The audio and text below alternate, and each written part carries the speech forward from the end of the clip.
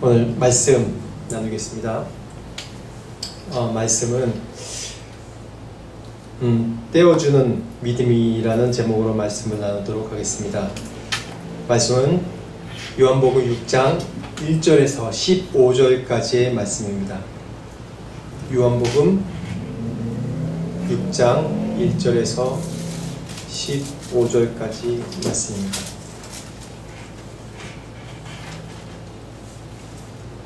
같이 우리 교독으로 같이 읽겠습니다. 요한복음 6장 1절에서 15절까지 제가 한 절 읽고 여러분들 한 절 읽고 교독으로 읽겠습니다. 그 후에 예수께서 갈릴리 바다 곧 디베랴 바다 건너편으로 가시매 큰 무리가 따르니 이는 병인들에게 행하시는 표적을 보미러라. 예수께서 산에 오르사 제자들과 함께 거기에 앉으시니 마침 유대인의 명절인 유월절이 가까운지라. 예수께서 눈을 들어 큰 무리가 자기에게로 오는 것을 보시고 빌립에게 이르되 우리가 어디서 떡을 사서 이 사람들로 먹게 하겠느냐 하시니 이렇게 말씀하심은 친히 어떻게 하실 것을 아시고 빌립을 시험하고자 하심이라. 빌립이 대답하되 각 사람으로 조금씩 받게 할지라도 200데나리온의 떡이 부족하리이다. 제자 중 하나 곧 시몬 베드로의 형제 안드레가 예수께 여짜오되 여기 한 아이가 있어 보리떡 5개와 물고기 2마리를 가졌나이다. 그러나 그것이 이 많은 사람에게 얼마나 되겠삼나이까. 예수께서 가라사대 이 사람들로 앉게 하라 하신대 그곳에 잔디가 많은지라 사람들이 앉으니 수요가 5,000쯤 되더라. 예수께서 떡을 가져 축사하신 후에 앉은 자들에게 나눠주시고 고기도 그렇게 저희의 원대로 주시다. 저희가 배부른 후에 예수께서 제자들에게 이르시되 남은 조각을 거두고 버리는 것이 없게 하라 하시므로 이에 거두니 보리떡 5개로 먹고 남은 조각이 12바구니에 찼더라. 그 사람들이 예수의 행하신 이 표적을 보고 말하되 이는 참으로 세상에 오실 그 선지자라 하더라. 다 같이 읽겠습니다. 15절 시작. 그러므로 예수께서 저희가 와서 자기를 억지로 잡아 임금 삼으려는 줄을 아시고 다시 혼자 산으로 떠나 가시니라. 아멘. 아멘. 오늘 말씀 요한복음 6장 말씀 가장 이제 유명하게 잘 알려진 말씀이죠. 오병이어의 기적의 사건의 말씀입니다. 이 6장이 이 오병이어의 기적의 이 사건이 여러 가지로 우리 성경 전체에 우리의 중요한 메시지를 줍니다. 이 사복음서에 유일하게 사복음서에 다 명확하게 기록한 내용이 이 바로 오병이어의 기적의 사건입니다. 이 성경적으로 얘기하면 오병이어의 그냥 우리가 보리떡 5개와 물고기 2마리로 뭐 5,000명 이상 먹였다 그렇게 사건으로만 기억하지만 예수님께서 이런 표적을 행하실 때는 거기에 대한 우리에게 주시는 사인이 있어요. 메시지가 정확하게 있습니다. 이 메시지가 이전에는 그 출애굽해서 광야에서 만나를 먹었던 사건과 또 지금 이때 이 사람들로 하여금 그 사건에 대해서 그 역사에 대해서 기억하게 하고 또 이후에는 예수님의 성만찬 이 사건까지 그렇게 연결돼서 이 메시지가 오늘 이 오병이어의 기적의 사건이 우리 표적들이 우리에게 중요한 메시지로 전달됩니다. 그래서 한번 1절부터 4절까지 말씀 한번 같이 읽어보시겠습니까? 먼저 1절부터 4절 말씀 같이 읽어보겠습니다. 시작. 그 후에 예수께서 디베랴의 갈릴리 바다 건너편으로 가시매 큰 무리가 따르니 이는 병인들에게 행하시는 표적을 보미러라. 예수께서 산에 오르사 제자들과 함께 거기 앉으시니 마침 유대인의 명절인 유월절이 가까운지라. 아멘. 1절 보면 디베랴 바다 건너편으로 가셨다라고 나옵니다. 근데 큰 무리가 따릅니다. 거기에 병인들도 있고 왜냐하면 예수님께서 많은 표적을 행하셨기 때문에 이들이 예수님을 따라오는 겁니다. 예수님께서 이 12 제자에게 이전에 이 말씀의 배경에는 보면 이 12제자에게 많은 사람들을 전도하고 오라라는 그런 미션을 주셨습니다. 또 이 6장의 이 배경에 보면 이때 당시 헤롯 왕이 궁궐에서 좀 큰 스캔들이 있었어요. 동생의 아내를 빼앗는 그런 사건이 있었습니다. 이것에 대해서 세례 요한이 직언하고 체포되는 그런 사건이 있고, 또 세례 요한은 헤롯한테 참수형을 당하죠.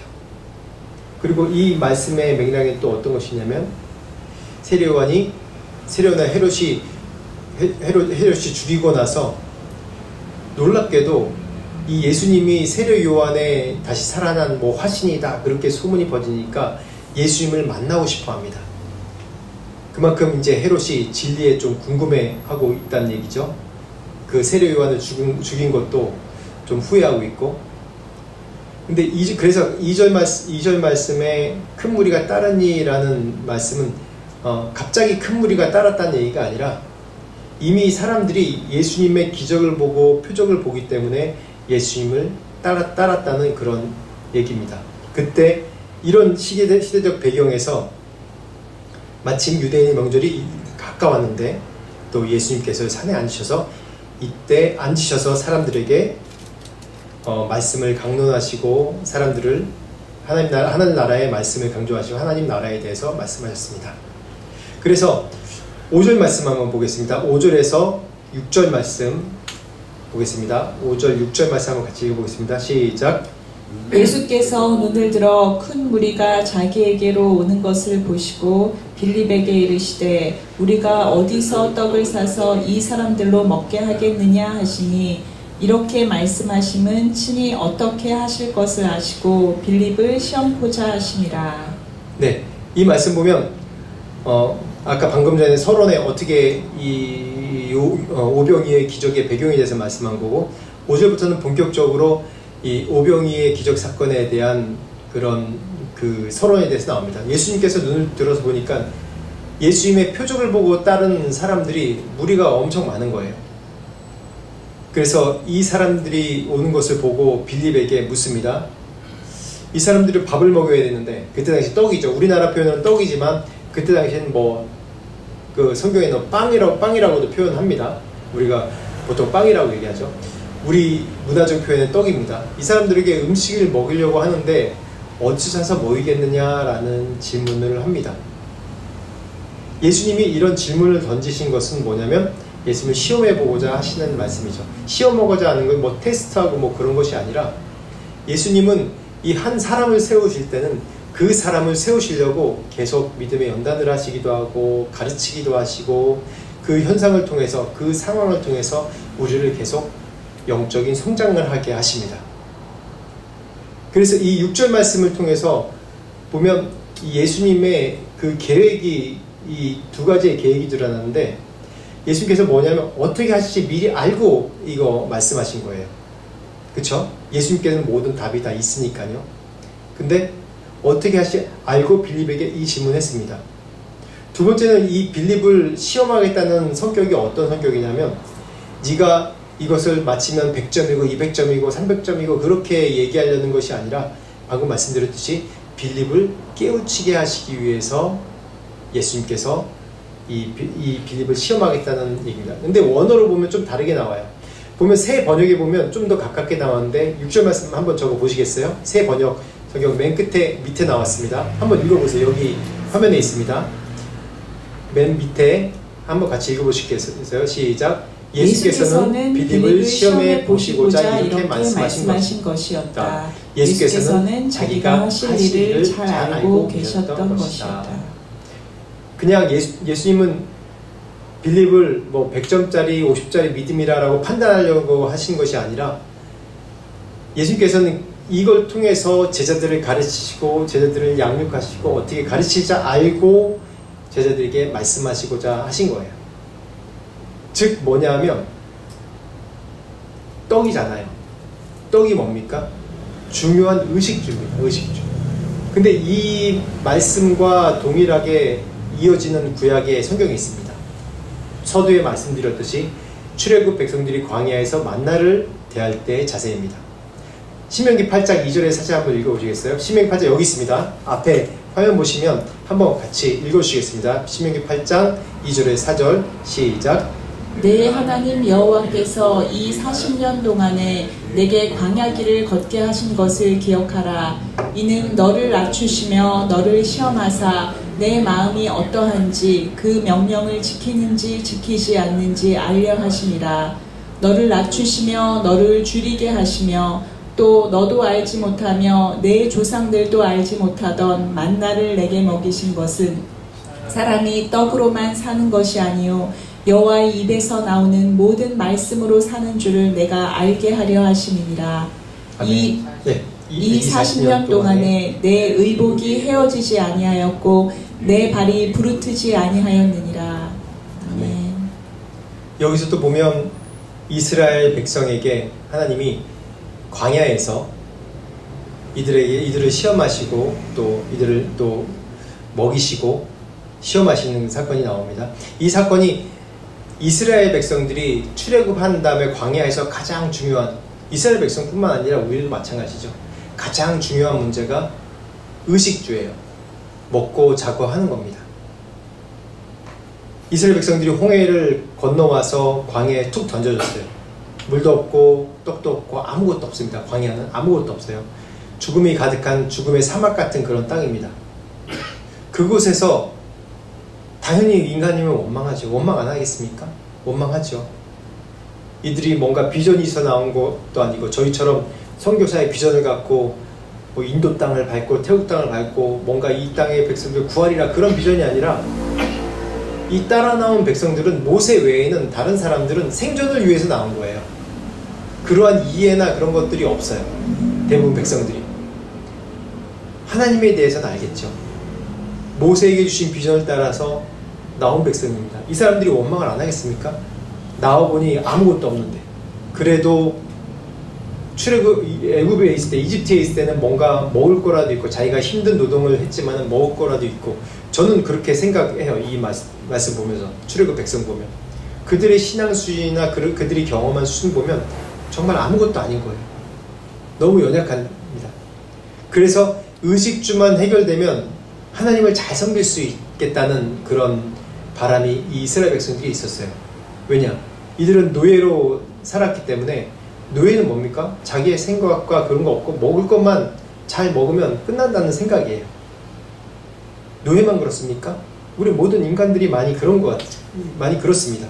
그래서 이 의식주만 해결되면 우리가 하나님을 잘 섬길 수 있습니다. 라고 그렇게 늘 컴플레인을 합니다. 그래서 하나님께서 이 백성들에게 40년 동안 계속 만나를 보내주세요. 그 만나가 지겹다고 그러니까 뭘 보내줘요? 메추라기를 보내서 이빨에 고기가 끼도록 그렇게 고기를 보내주셨어요. 그런데 그렇게 됐으면 이 백성들이 하나님을 찬송하고 하나님만 따릅니까? 아니죠.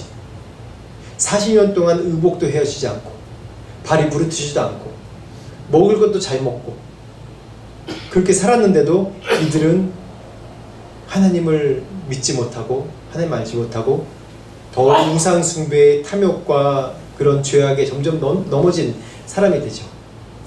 그래서 보면 마태복음 4장 4절을 보면 한번 읽어보시겠어요? 앞에 화면에 시작. 예수께서 대답하여 이르시되 기록되었을 때 사람이 떡으로만 살 것이 아니요 하나님의 입으로부터 나오는 모든 말씀으로 살 것이라 하였느니라 하시니. 이 말씀이 그대로 지금 신명기 8장에 나온 말씀이랑 같이 예수님께서 말씀하시죠. 이 구약의 말씀. 이 말씀의 배경이 예수님께서 광야에서 시험 받으실 때, 본격적으로 사역을 시작하시기 전에 광야에서 시험 받으실 때 질문이에요. 하나님을 시험하지 마라. 너희가 먹고 사는 문제로 하나님을 시험하지 말라는 것입니다. 근데 우리의 수준은 어떻습니까? 우리가 죽겠다 얘기하고 늘 컴플레인하고 못 살겠다 얘기하는 게 어떤 문제입니까? 주로 의식주 문제예요. 먹고 사는 문제. 물론 요즘에는 다른 정신적인 질환도 많아요. 많이 풍족해지고 또 자녀 문제도 있고 여러 가지 문제가 있습니다. 그렇지만 그런 문제도 따지고 보면 내가 더 잘 먹고 잘 살려고 하다 보니까 그런 문제들이 생깁니다. 우리의 수준, 우리가 뭔가 신앙이 높고 잘났다고 생각하면 안 돼요. 우리의 수준은 딱 이 떡으로만 먹고 사는 수준밖에 안 된다는 겁니다. 그랬을 때 우리가 오늘 오병이어 말씀 보면 빌립의 대답 보면 우리가 우리 자신을 또 볼 수가 있어요. 한번 읽어보시겠어요? 7절부터 9절까지 말씀 같이 읽어보겠습니다. 시작. 빌립이 대답하되 각 사람으로 조금씩 받게 할지라도 200데나리온의 떡이 부족하리이다. 제자 중 하나 곧 시몬 베드로의 형제 안드레가 예수께 여짜오되 여기 한 아이가 있어 보리떡 5개와 물고기 2마리를 가졌나이다. 그러나 그것이 이 많은 사람에게 얼마나 되겠sap나이까. 아멘. 예수님께서 이 많은 사람들을 얼마나 먹여야 되는데 어떻게 해야 되냐 빌립에게 처음 물었어요. 근데 빌립이 뭐라고 얘기하죠? 200데나리온이 있다고 할지라도 떡이 부족하다라고 얘기합니다. 200데나리온이면 얼마나 많은 금액이냐면 일하는 사람들이 1년 내내 벌어야 되는 그런 이제 금액이에요. 그렇게 할지라도 부족하다고 해요. 빌립은 벌써 계산이 딱 나오는 거죠. 사람들 많이 볼 때. 근데 안드레는 뭐라고 그럽니까? 안드레는 보리떡 5개와 물고기 2마리를 가진 아이를 데리고 오면서 뭐라고 하냐면 그것이 이 많은 사람에게 얼마나 되겠습니까? 라고 얘기합니다. 빌립은 자신이 보면서 이게 계산을 다 해보니까 1인당 얼마 먹고 하면 이렇게 해도 부족하다라고 정확하게 얘기해요. 근데 안드레의 얘기는 우리가 두 가지로 해석할 수 있는데 우리가 전통적인 해석은 안드레가 이러한 작은 믿음으로 이 아이라도 데리고 와서 이 물고기 2마리와 떡 5개로 사람들을 예수님 좀 이걸로 뭐 해주세요 라고 얘기하잖아요. 근데 이걸 좀 다른 면으로 봐보세요. 다른 면으로 보면 어떻게 보이냐면 여기서 물고기 2마리와 떡 5개를 가져왔는데 맨 끝에 단어가 그렇습니다. 그것이 많은 사람에게 얼마나 되겠습니까? 라는 질문을 하는데 이걸 다시 보면 어떤 사람이 나한테 10만 원만 꿔주세요 라고 얘기했을 때 10만 원 없는데? 라고 얘기하는 거다. 주머니 탁탁 털면서 야, 나 지금 100원 있다. 100원. 어느 것이 더 정확하게 얘기하는 거예요. 다시 얘기하면 어떻게 보면 예수님께 굉장히 냉소적으로 얘기하는 거나 마찬가지예요. 예수님, 지금 우리 중에 떡 가지고 있는 자가 이 애 하나뿐이 없는데 이 사람이 이것 갖고 얼마나 되겠습니까? 이렇게도 해석할 수 있어요. 그렇게 해석하나 이렇게 해석하나 이 말씀의 초점은 뭐냐면 우리 인간의 한계인 거예요. 빌립은 한마디로 없는 것에 초점 맞췄고 안드레는 뭐냐면 있는 것에 초점 맞췄습니다. 우리 있는 것이 얼마나 돼요? 있는 것이 아무리 많아도 이때 당시에 이 사람들 다 먹일 만한 금 가지고 있는 사람이 없었다는 거예요. 또 그만큼 헌신된 사람도 없고. 우리의 인간 눈은 그렇습니다. 뭘 하라고 그러면 하나님께서 믿음의 도전을 하라고 그러면 이렇게 계산해 보니까 없는데요. 안 되는데요. 이렇게 앞으로 미래를 계산해 보니까 이게 계산이 안 나와요. 안 돼요. 또 어떤 사람은 내가 가진 게 요거밖에 안 돼서 안 돼요 라고 얘기해요. 제가 선교사 처음 나올 때도 그랬어요. 그때 당시에는 뭐 지금만큼 우리나라가 잘 살고 발달된 때가 아니었죠. 99년이니까 나올 때도 많은 사람들이 말렸습니다. 어떤 사람은 없는 것으로 말렸어요. 네가 아직 후원도 되지도 않고 이제 아무것도 준비가 되지 않는데 어떻게 나가냐. 또 가서 또 앞으로 어떻게 살을래. 거기다 인도를 간다고 그러는데 어떻게 살을래. 없는 것이 초점 맞고. 그리고 또 하나는 네가 지금 제가 나올 때 당시 저희 아버지 혼자였고 가족을 우리 동생이 고3이라서 동생도 이제 고3이라서 부양을 해야 되고 그런 많은 가정에 좀 헌신해야 될 장남으로 헌신해야 될 일들이 있었어요. 근데 네 상황을 봐라. 나가 상황이냐? 나가 상황이 아니죠. 하나님께 헌신한 상황이 아니죠. 근데 믿음으로 하나님께서 하라니까 한 겁니다. 우리의 지금 모든 조건 보면 우리의 생각으로 가면 할 수 있는 게 아무것도 없어요. 하나님께서 믿음으로 도전하고 믿음으로 하라고 그럴 때 할 수 있는 게 아무것도 없어요. 이 사람들은 우리가 항상 인간의 한계는 뭐냐면 시간과 공간의 한계가 있기 때문에 늘 눈앞에 보이는 것만 알지. 우리의 생각의 한계는 시간과 공간을 뛰어넘지 못해요. 우리가 역사를 공부한다고 해도 그 시간의 한계가 바로 지금 이 현실에 머물러 있는 것입니다. 그렇기 때문에 빌립과 안드레의 이 반응은 가장 우리의 노멀한 사람들의 반응입니다. 그렇죠. 우리도 그렇죠. 근데 그 다음에 사건 우리 이제 일어납니다. 10절부터 13절까지 말씀 한번 같이 읽어보겠습니다. 시작. 예수께서 이 사람들이 하신대 그곳에 잔디가 많은지라 사람들이 앉으니 수요가 5천쯤 되더라. 예수께서 떡을 가져 축사하신 후에 앉은 자들에게 나눠주시고 고기도 그렇게 저희의 원대로 주시다. 저희가 배부른 후에 예수께서 제자들에게 이르시되 남은 조각을 거두고 버리는 것이 없게 하라 하시므로 이에 거두니 보리떡 5개로 먹고 남은 조각이 12바구니에 찼더라. 아멘. 여기서 우리가 이 오병이어의 사건 너무 유명한 사건이니까 예수님께서 축사하신 후에 나눠주시고 그렇게 그들의 원대로 주시니라. 그들이 원하는 만큼 다 먹었다고 그랬어요. 이것이 어떻게 됐을까요? 우리가 한번 이 사람들을 계산해 봅시다. 여기서 5,000명이 먹었다고 그랬는데 5,000명이라는 게 그때 당시에 남자의 수만 계산하는 겁니다. 우리나라 옛날에도 보통 남자의 수만 계산하지 않습니까? 남자의 수만 계산해요. 그래서 5,000명이라는 게 보면 여자까지 아내나 여자까지 다 계산하면 우리 미니멈으로 계산해서 5,000명, 거기서 애들까지 있다. 그럼 미니멈으로 계산해서 2,000명. 그래서 12,000명이라고 한번 계산해 보세요. 그런데 이 12,000명을 먹였다는 게 참 기적이죠. 보리떡 5개와 물고기 2마리. 보리떡 해봤자 얼마나 크겠어요. 그리고 물고기 해봤자 얼마나 크겠어요. 물고기가 뭐 참치도 아니고 대왕고래 1마리 잡은 것도 아니고 그 물고기 한 마리에다가 뭐 뼈 떼고 머리 떼고 뭐 지느러미 떼고 꼬리 떼고 그러면 얼마 먹을 것도 없어요. 근데 그거를 나눈다는 것, 오늘이 떼어주는 믿음인데 어떻게 상상하셨어요? 어떻게 이렇게 많은 사람이 먹을 수 있을까라고 상상하셨어요? 저는 옛날에 그렇게 생각했어요.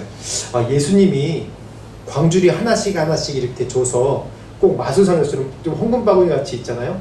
거기다가 조금씩 떼가지고 이게 넣어줬어.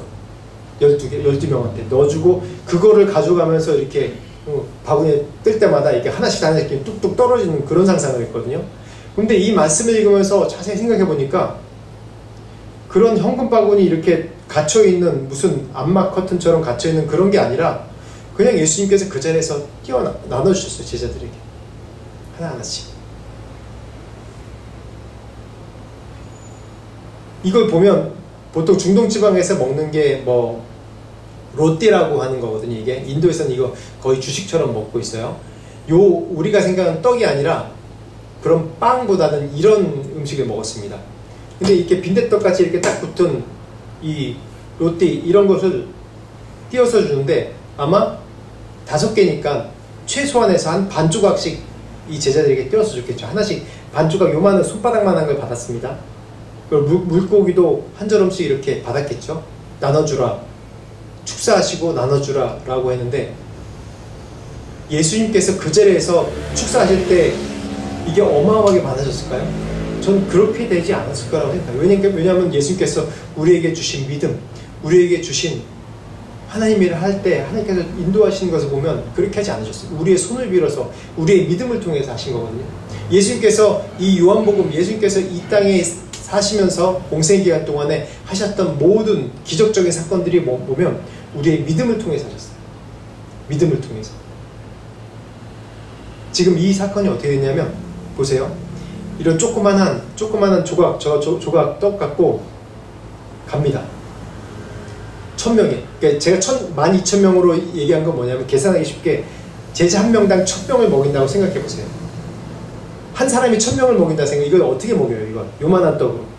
아마 믿음이 있는 나름대로 계산한 사람은 한 사람 오라고 그래가지고 요만큼 떼어서 이렇게 줬겠죠. 그리고 요만큼 떼어서 요만큼 줬을 거예요. 또 오면 요만큼 떼어서 요만큼 줬겠죠. 그런데 이렇게 뛰다 보니까 띄워줬는데 다시 뛰려고 하니까 그만큼 더 생기는 거예요. 이상하다? 너 다시 와봐. 그리고 또 반 정도 띄워서 줬어요. 딱 주고 나니까 또 반이 또 생겼어요. 아, 이게 예수님께서 축사하시면서 나눠주라는 원리구나. 그랬을 때 이만한 떡을 갖고 아마 제 생각에 요만큼 남겨놓고 다 띄워서 줬을 거예요. 그러고 나니까 또 손 보니까 이만큼 커져 있는 거예요. 그렇게 원대로 먹었다. 제가 제 신앙 믿음의 경험에 의해서 생각해보니까 그런 거예요. 그것뿐만 아니라 처음에 가나 혼인잔치에서 예수님께서 물이 포도주로 변하게 할 때 그 물이 뭡니까? 사람 손 씻는 항아리에 있는 물이에요. 정결케 하는 물. 그 물이 뭔지 그 하인들이 아는데 예수님께서 물 떠다 갖다 줘라 라고 했을 때 예수님께서 직접 축사하시고 야 사람들 하인들 보고 야 내가 안수할게 이 포도주를 만들게 야 포도주 가져가 그렇게 안 하셨잖아요. 그건 하인들이 믿음이거든요. 하인들 순종한 믿음이거든요. 맞죠? 예수님은 우리의 믿음을 통해서 하세요. 이건 제 상상력이에요. 그래서 띄워주니까 이만큼 또 늘어요. 띄워주니까 또 이만큼 또 생겨요. 나눠주니까 내가 없어질 것 같은데 나눠주니까 더 많이 생기는 거예요. 그래서 어떻게 해요? 사람들이 원하는 대로 먹었다는 거예요. 원하는 대로 먹고 얼마나 남았다고요? 12광주리가 남았다고 해요. 12광주리. 광주리는 요만한 광주리일까요? 아니면 이만한 광주리겠죠. 큰 광주리. 이게 하나님께 순종하는 믿음이에요. 떼어주는 믿음. 우리가 없는 것 같지만은 내 것을 나눠주고 떼어주고 순종할 때 점점 부풀어나요. 더 많이 생기는 거예요. 그래서 12광주리가 남았다고 합니다. 이게 바로 이 성경에서 말하는 떼어주는 믿음이에요. 이 사건은 이것으로 끝난 게 아닙니다. 요한복음 21장 15절에 17절 말씀 한번 보겠어요. 여기 있습니다. 한번 같이 읽어보시겠어요? 15절에 17절 시작. 그들이 조반 먹은 후에 예수께서 시몬 베드로에게 이르시되 요한의 아들 시몬아 내가 이 사람들보다 나를 더 사랑하느냐 하시니 이르되 주님 그러하나이다. 내가 주님을 사랑하는 줄 주님께서 아시나이다. 이르시되 내 어린 양을 먹이라 하시고 또 두 번째 이르시되 요한의 아들 시몬아 내가 나를 사랑하느냐 하시니 이르되 주님 그러하나이다. 내가 주님을 사랑하는 줄 주님께서 아시나이다. 이르시되 내 양을 치라 하시고 세 번째 이르시되 요한의 아들 시몬아 내가 나를 사랑하느냐 하시니 주께서 세 번째 내가 나를 사랑하느냐 하심으로 베드로가 근심하여 이르되 주님 모든 것을 아시오매 내가 주님을 사랑하는 줄을 주님께서 아시나이다. 예수께서 이르시되 내 양을 먹이라. 아멘. 아멘. 제가 왜 이 말씀을 읽었냐면 여기 그러죠. 내 양을 먹이라, 내 양을 치라, 내 양을 먹이라. 예수님께서 마지막으로 베드로에게 하신 말씀입니다. 지금 500명의 기적과 이것을 한번 생각해 보세요. 내가 떼어주니까 예수님께서 요만한 아까 본 그 로띠 조그만 그 조각 손바닥만한 조각 하나 갖고 야 먹여 축사하시고 먹여라 라고 얘기할 때 이걸 조금씩 떼어주다가 맞을 수 있잖아요. 그 군중들한테 군중 심리에. 그런데 떼어주다 보니까 이게 더 생기는 거예요. 계속. 아 이렇게 먹이는 거구나. 이렇게 먹이는 거구나 라는 것을 그때 제자들이 알았을 겁니다. 아 이게 예수님께서 하라고 그러니까 되는 거구나. 근데 여기 마지막으로 예수님이 베드로에게 말씀하신 거예요. 내 양을 먹이라, 내 양을 치라, 내 양을 먹이라. 이 말씀이 뭡니까? 네가 가진 돈으로 먹이라는 거예요? 네가 가진 능력으로 먹이라는 겁니까? 마지막 이 말씀은 뭡니까? 예수님이 십자가에 못 박혀 돌아가시기 전에 돌아가실 때 배반한 사람이 누구예요? 베드로지 않습니까? 가룟 유다 아닙니까? 베드로는 누구보다 큰 소리 뻥뻥 치면서 나는 예수님 위해서 같이 죽을 각오가 돼 있다라고 큰 소리 뻥뻥 친 사람이고, 실제로 칼 빼서 이 대제사장의 종의 귀를 벤 그런 아주 열정적인 사람이고 다혈질 사람이에요. 정말 그렇게 죽을 수 있는, 인간으로 얘기하면 그런 죽을 수 있는 그런 의리가 있는 사람인 것 같아요. 그런데 죽음 앞에서 예수님이 배반했습니다. 그리고 실망해서 나는 아무것도 아닌가 보다 라고 해서 절망해서 다 모든 걸 내려놓은 상태예요. 그때 예수님께서 찾아오셨어요. 모든 걸 다 실패한 이 베드로에게 찾아오신 거예요. 내가 억울하다가 이제 예수님 메시아인 줄 알고 이 나라를 세우는 일에 뭔가 공짜로 하나 얻어보겠지라고 왔다가 점점 보니까 예수님이 그리스도예요. 메시아야. 근데 난 신앙이 없어. 지식이 없어. 아는 것이 없어. 근데 뭔가 나를 통해서 뭔가 기적의 일들을 계속 일어나. 근데 모든 것이 예수님 배반함으로 인해서 실패했습니다. 끝났습니다. 근데 예수님께서 찾아오시고 뭐라고 하셨어요? 내 양을 먹이라. 내 양을 치라. 내 양을 먹이라고 말씀하셨습니다. 그래, 너 사람들한테 호통치고 나는 예수님의 수제자라고 얘기하고 다 할 수 있을 것처럼 큰소리 뻥뻥 치고 살았지. 근데 그대로 할 수 없잖아. 네가 오병이었 때를 기억해야 된다. 너 힘으로 먹였니? 그 떡 반조가리 갖고 너 혼자 1000명을 먹였니? 이것이 먹이는 거란다. 이것이 치는 거란다. 이것이 양을 치고 양을 먹이는 거란다 라는 이 메시지입니다. 이 말씀이 오병이어 기적의 이 말씀이 예수. 제자들이 생각 안 나겠어요? 먹이라고 그러는데 아무것도 안 주고 예수님께서 당시 조반을 먹이면서 이제 난 다시 승천하니까 내 양을 먹이고 내 양을 치라. 내가 한 것처럼 이라고 얘기했을 때 제자들이 어떻게 생각했어요? 이때 생각이 나겠죠. 아직 믿음이 없으니까 예수님이 또 이 조반으로 떡을 떼가지고 가서 요 떡 한 조각으로 또 옛날처럼 먹이라고 하나보다라고 생각할 수도 있어요. 근데 이 제자들이 그때 기적을 기억했을 겁니다. 그래서 성령의 임재가 성령을 받은 후에 내 양을 먹이라, 내 양을 치라, 내 양을 먹이라 한 것이 그렇게 하는 것이 아니라 내가 믿음으로 내 것을 떼어주고 믿음으로 내가 한 걸음 한 걸음 나갈 때 그 제자들, 그 수많은 사람들 먹인 것처럼 해주시는 거구나. 그런 믿음이 생긴 거예요. 이들에게. 그 말씀이 이 말씀이라 이어집니다. 한번 14절부터 14절, 15절, 25절, 26절 말씀 한번 같이 읽어보겠어요? 시작. 그 사람들이 예수의 행하신 이 표적을 보고 말하되 이는 참으로 세상에 오실 그 선지자라 하더라. 그러므로 예수께서 저희가 와서 자기를 억지로 잡아 임금 삼으려는 줄을 아시고 다시 혼자 산으로 떠나가시니라. 25절, 26절 읽겠습니다. 시작. 바다 건너편에서 만나 랍비여 어느 때에 여기 오셨나이까 하니 예수께서 대답하여 가라사대 내가 진실로 진실로 너희에게 이르노니 너희가 나를 찾는 것은 표적을 본 까닭이 아니요 떡을 먹고 배부른 까닭이로다. 네. 여기서 분명히 얘기하죠. 우리들의 믿음이 이렇습니다. 모든 사람들의 믿음이 이래요. 예수님을 찾는 그런 일들이 예수님이 메시아이기 때문에 따른 것이 아니라 뭐라고요? 26절에 떡을 먹고 배부른 까닭이더라라고 얘기를 합니다. 예수님께서 이런 오병이의 기적을 베푸신 것은 물론 예수님께서 공급자입니다. 하나님은 공급자예요. 우리가 필요할 때, 우리가 없을 때 우리를 공급하시고 세우시고 계속 채우시는 풍성하게 하시는 하나님 맞습니다. 그런데 그렇게 할 때는 그거를 통해서 내가 하나님 살아계신다를 느낀다.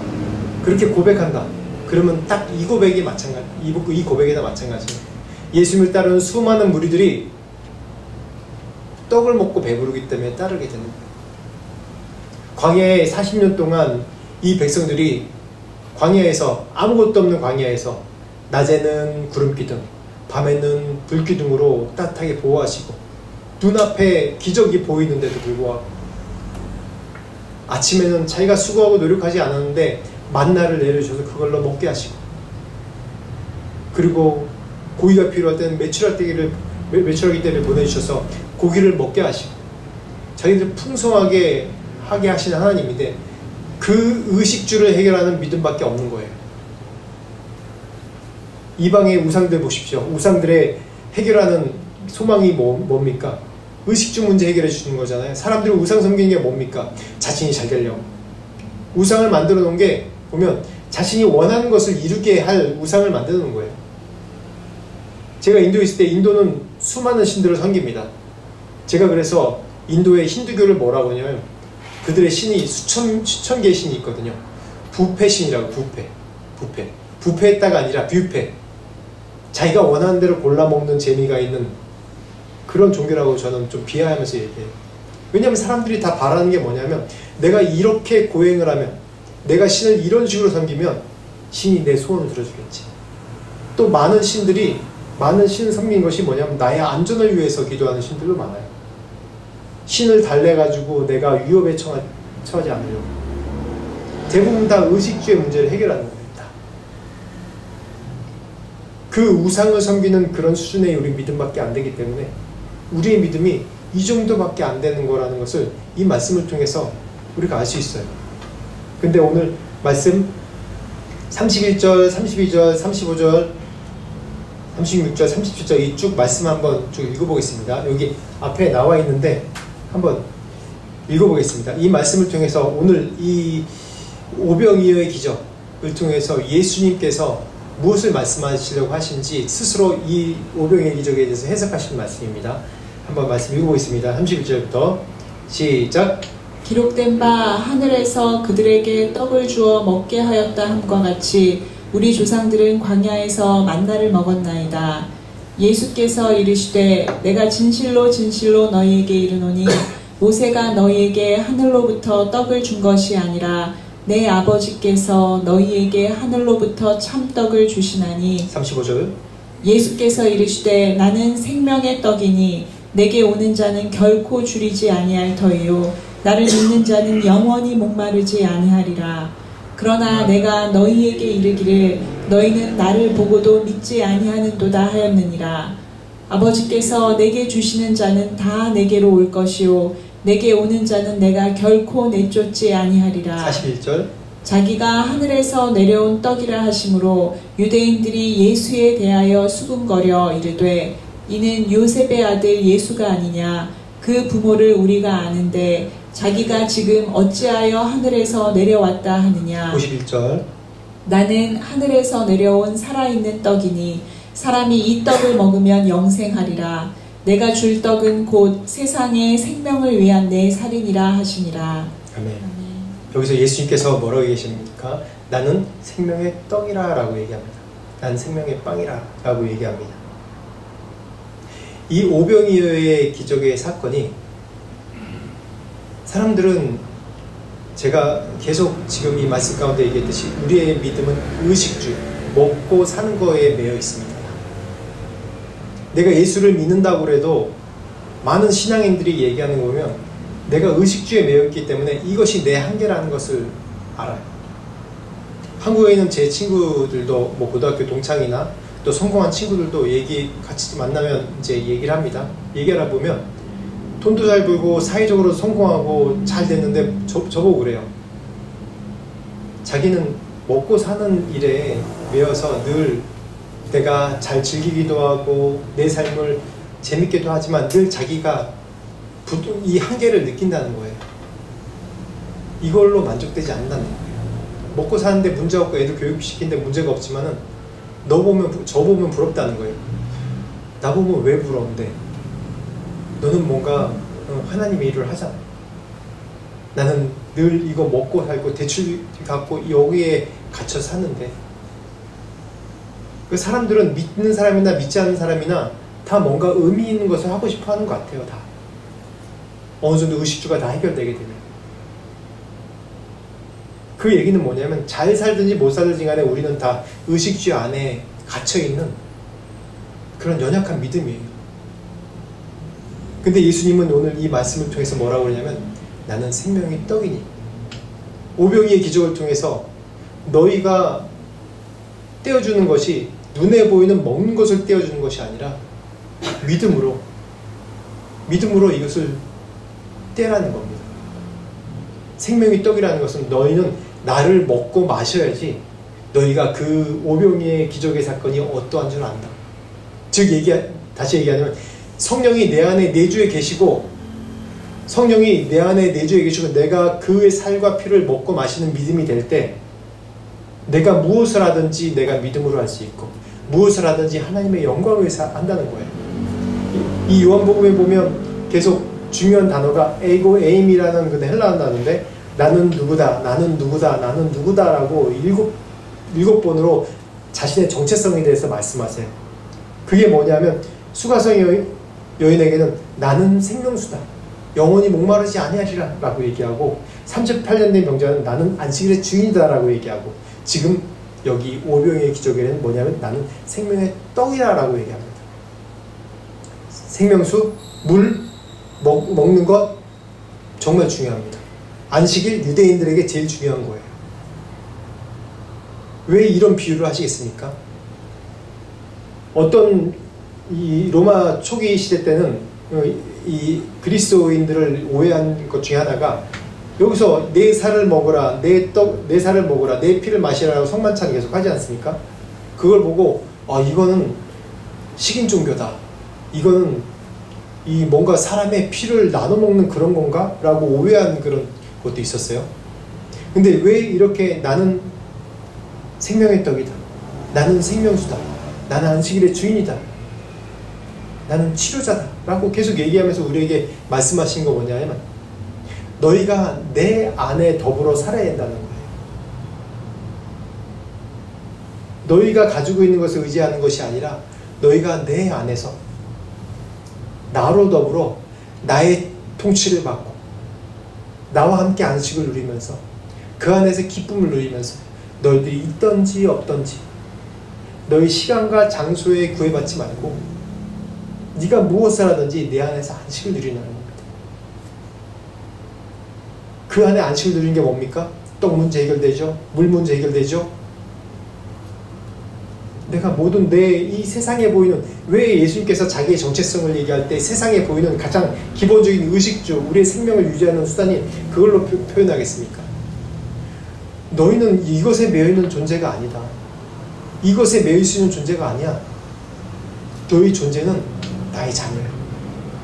내 안에서 먹고 마시고 아무 걱정 없이 그런 걸 다 내려놓고 내가 다 알아서 해결해 줄 테니까 너는 그 안에서 세상에 이 오는 그런 모든 내게 오는 환란과 의식주 문제와 그런 거에 흔들지 말고 내 안에서 안식을 누려.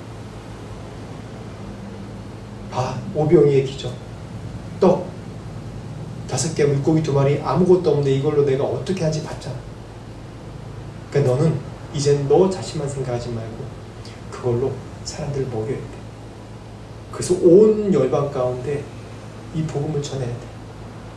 온 열방 가운데 너희들이 세상에 매여있는 것이 아니라 하나님 나라에, 하나님 백성으로 하나님 안에서 안식을 누리고 그 안에서 영원한 생명을 누리는 그런 기쁨으로 살아라. 너희가 먼저 그렇게 살아야지 온 열방 가운데 그렇게 전할 수 있다는 말씀이에요. 그렇게 해서 지금 이 파트를 통해서, 오병이의 기적을 통해서 예수님이 자신이 생명의 떡이라고 얘기하시면서 자신이 정체성을 밝히시는 것을 통해서 너희가 먹고 사는 것에 매여 있는 것이 아니라 내 안에서 영원히 사는 그 안식과 기쁨을 누리라는 것에 초점이 있는 것이에요. 그래서 오늘 말씀을 통해서 깨달고 있으면 같이 한 목소리로 기도합시다. 예수님께서는 생명의 떡이십니다. 우리의 공급자이십니다. 우리의 필요를 채우신 분입니다.